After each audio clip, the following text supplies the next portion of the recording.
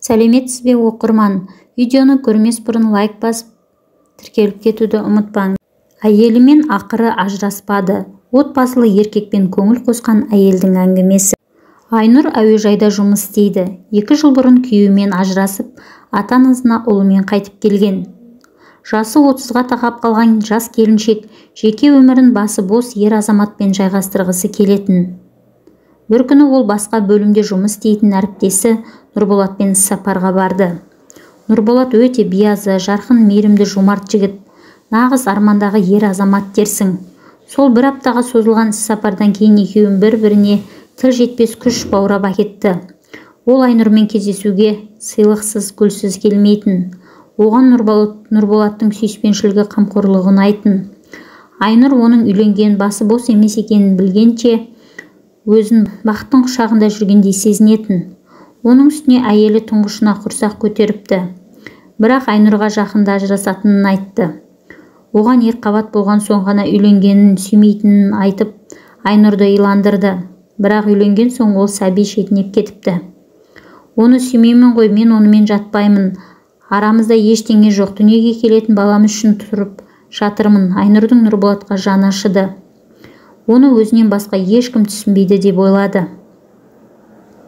Отбасылы еркектермен ешқашан қарым-қатынас жасамаймын деп өзіне серт берген Айнұр не істерін білмеді. Сүйген адамын да өзінен басқа тағы бір жанның бар екенін сезіну, қызғаныш сезімін ұялатты. Нұрболатпен көңіл қосқан 2 айдың ішінде оны сүйіп қалған еді. Әр кезде кешкісін Нұрболаттың өзіне телефон соқпайтыны есіне түсті. 2 айда демалыс күндері мүлдем кездеспепті. Осылайша 2 ойлы болған Айнұр Нұрболаттың сөзіне сеніп жүре берді. Ол әйелімен ажырасу туралы сөйлесетін болғанда, құрсағындағы баланың түсік қаупі туындап ауруханаға түсіп қалыпты. Ол 2 ай жатты. Ауруханадағы әйелін Нұрболат тастап кете алмады. Айнұр да оған жаны ашып ештеңе демеді. Нұрболаттың ұлы дүниеге келді.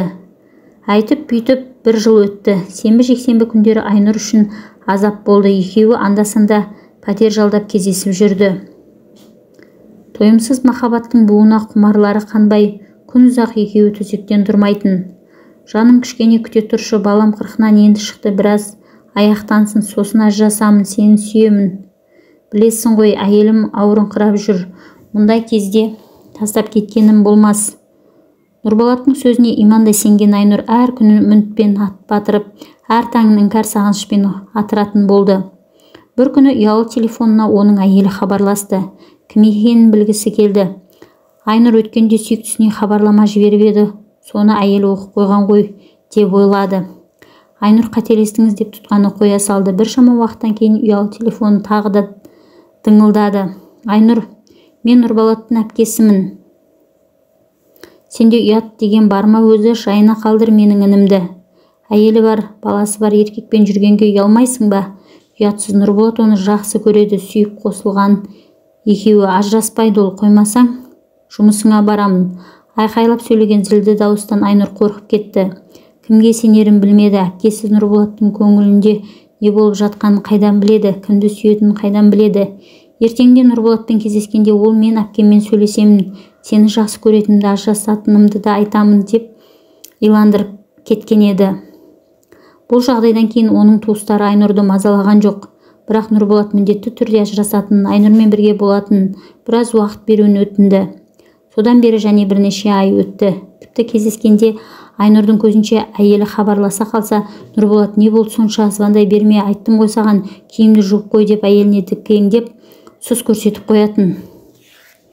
Ондай сәттерде Айнұр телефонының ар жағындағы сүйіктісімен күнде бірге тұратын өзінің күндесін жек көріп сауып болды, шоқ дейтін ішінен Нұрболатқа риза болып.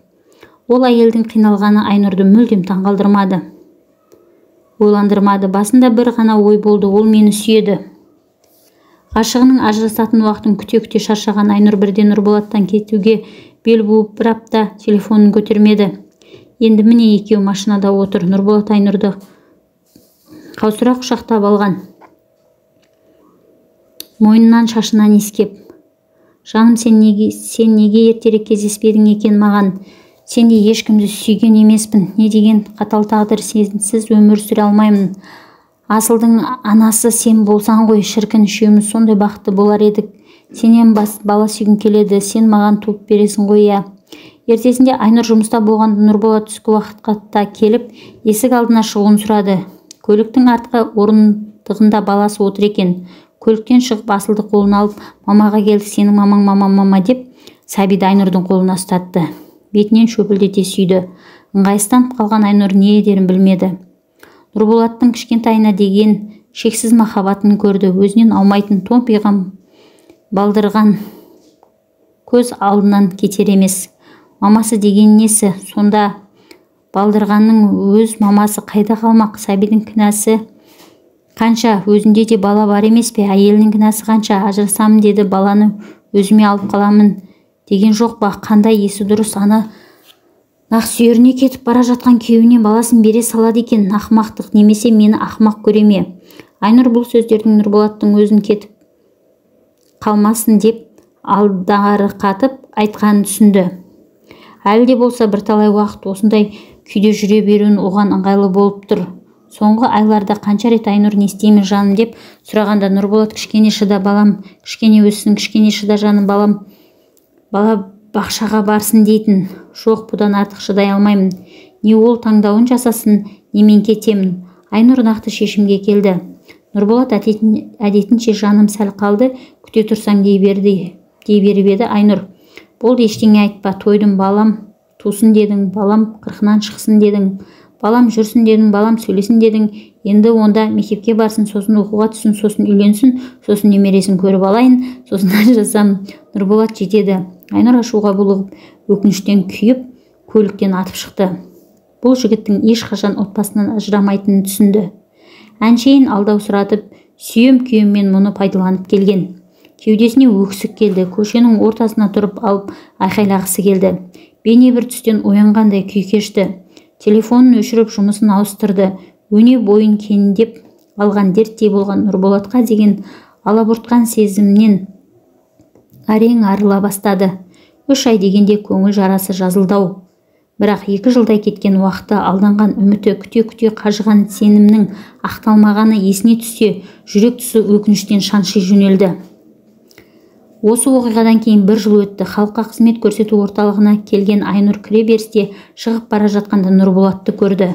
Бірақ ол Айнұрдың бетіне бір қарады да ләмим деген жоқ, жанынан өтіп кете барды.